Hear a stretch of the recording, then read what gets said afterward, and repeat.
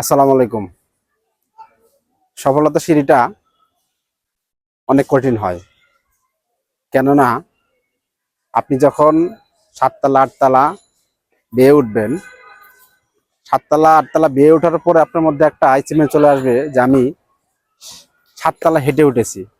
আর যখন সেম জিনিস সেম 7 তলায় লিফটে উঠবেন, তখন কিন্তু আপনার মধ্যে সেই সফলতা আসবে না যে আমি 7 তলা হেঁটে উঠেছি, কারণ সেই সফলতাটা হচ্ছে লিফট আপনাকে টেনে উঠেছে।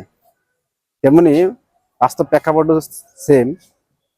আপনি যখন কষ্ট করে পরিশ্রম করে একটা সফলতা অর্জন করবেন, একটা একটা পর্যায়ে চলে যাবেন, তখন আপনার নিজের অ্যাচিভমেন্ট চলে আসবে যে আমি সফলভাবে সফলতা অর্জন করেছি অনেক কষ্ট করে পরিশ্রম করে।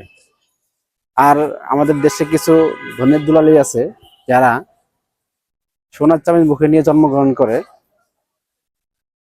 বাপের কষ্ট করে বানানো বিজনেসে বসে